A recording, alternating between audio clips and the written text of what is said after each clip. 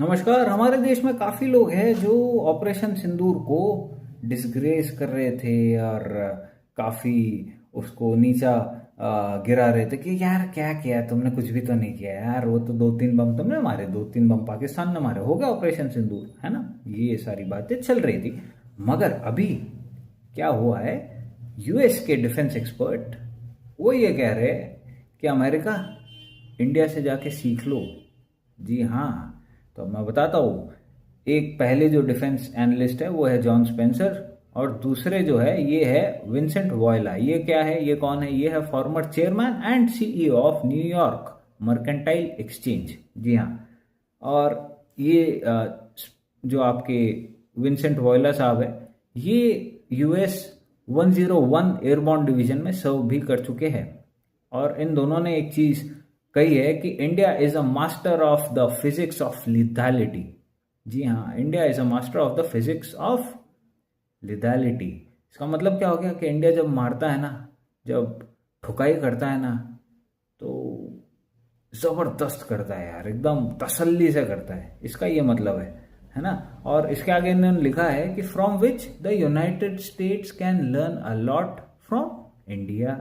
जी हाँ, भारत से अमेरिका को सीखने की जरूरत पड़ेगी।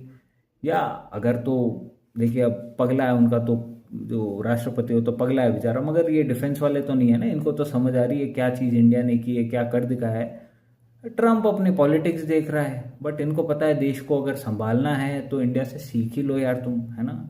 तो ठीक है। इसके अलावा जो जिस जर्नल में इनका पेपर छपा था, पब्लिश हुआ था, उसका नाम है स्मॉल वॉर्स जर्नल, SWJ। शायद आपने नाम सुना होगा इसका पहले भी। और इस पेपर का टाइटल अब मैं बताता हूँ, बड़ा जबरदस्त। India's wake up call colon why US defence reform must match the speed of modern war.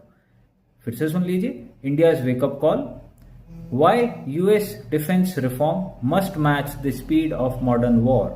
इसका मतलब जान रहे क्या हो रहा है? यूएस अब कमजोर पड़ रहा है, वो मॉडर्न वॉर की स्पीड को नहीं समझ पा रहा।